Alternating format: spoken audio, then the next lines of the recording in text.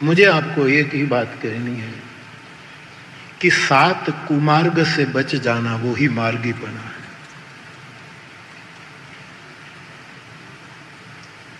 7 कुमार्ग है। ततः सप्त मर्यादा कव्यस्ततक्षु भगवान वेदव्यास। वेद व्यास का छोटा सा सूत्र है। ये जीव, ये साधक, हम सब 7 मर्यादा का उल्लंघन न करें तो ये मार्गी है, ये सही मार्ग के राही है, पथिक है, यात्री है। एक द्युत, जुगार।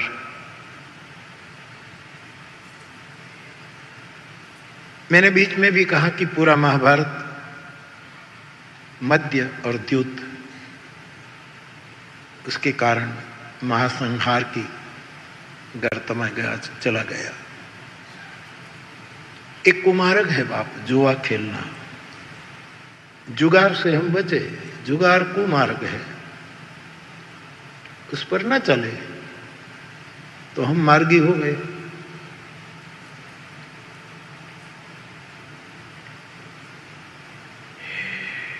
दूसरा है मद्य, शराब। नशीली चीजों का सेवन न करें, हो गया सद्मार्ग।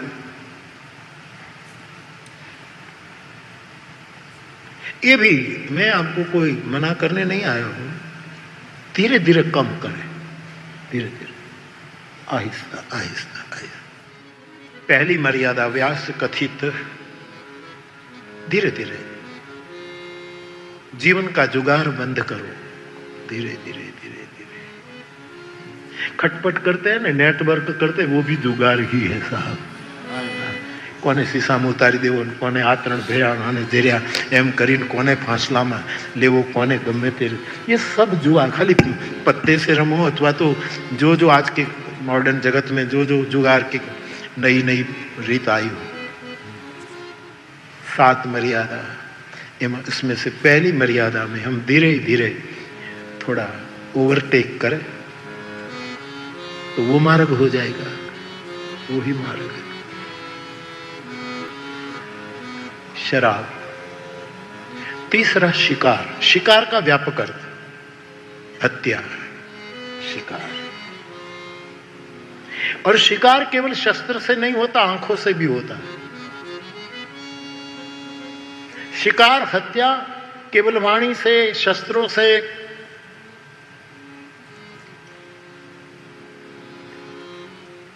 मानसिक मलिनता से भी होता है। व्यास भगवान कहते हैं यदि ये हिंसक वृत्ति हमारी मिट जाए, किसी के सौंदर्य का शिकार, किसी की संपत्ति का शिकार, किसी की प्रतिष्ठा का शिकार कि वो इतना आगे क्यों बढ़ गया है,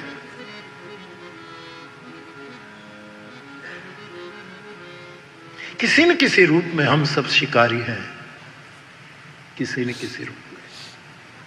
किसी का तेजोवध करना, किसी का चरित्र हनन करना, किसकी प्रतिष्ठा को तोड़ने की बुद्धिपूर्वक चाल चलना, सब शिकार। इनके करने वालों को लिए मृगिया है, मरता है दूसरा, उसको तो आखेट है। राजे महाराजा नहीं आखेट खेलते, मरते हैं निर्दोष मृग, और उनका खेल है, उनको आखेट, उनको मानो आखेट का एक अधिकार है। ठीक है, इसमें मैं न जाऊं। सब वस्तु देश काल और पात्र के अनुकूल होती है। देश बदले, पात्र बदले और काल बदले, सब में संशोधन होना चाहिए। हम पकड़ कर बैठे हैं, इसीलिए जड़ हो चुके हैं।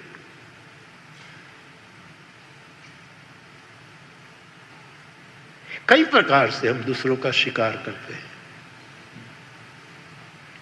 किसी अब तो सब पढ़े लिखे, लेकिन देहातों में देखते हैं थे हम, मेलाओं में देखते थे, कुछ पीपावाव का मेला हो, भूतनाथ का मेला हो, भवानी माता का मेला हो, मेला में हम जन्माष्टमी मेले में देखते थे कि भीड़ में कोई व्यक्ति चरित्रहीन व्यक्ति कोई बहन बेटी को देखकर सीटी बजाए तो सीटी भी शिकार है, शस्त्र की जरूरत नहीं है, ये शिकार। ये छूट जाए फिर जो कदम उठाएंगे उस हम मार्गी हो जाएंगे, हम मार्ग पर हो जाएंगे। चौथा संक्षेप, अकारण एक दूसरे से संघर्ष, कोई कारण नहीं, क्यों मारा मारी। ततः सप्त मर्यादा कवयस्त तक्षु, अकारण हम लड़ रहे हैं। जो कर हित अनहित ताहु से, गोस्वामी जी कहते हैं ये दुनिया ऐसी है कि जो निरंतर 24 कलाक हमारा हित करता है उनके साथ अनहित करते, दुश्मनी करते। तुलसी ये सब लिख गए।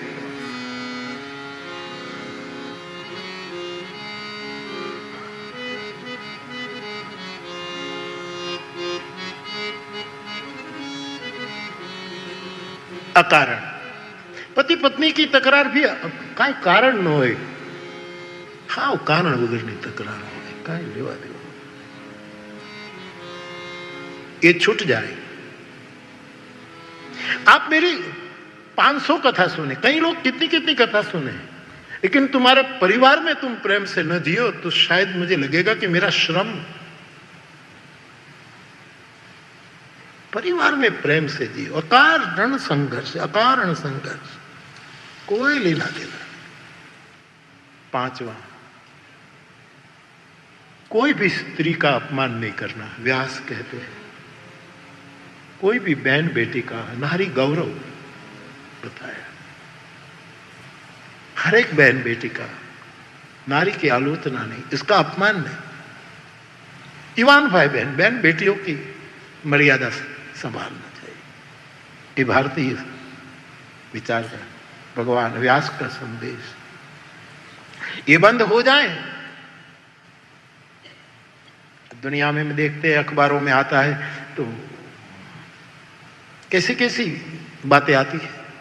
और इतने सालों पहले भगवान व्यास जी ने ये कहा कि मार्गी होना है तो नारी सम्मान करो, बहन बेटियों को आदर दो।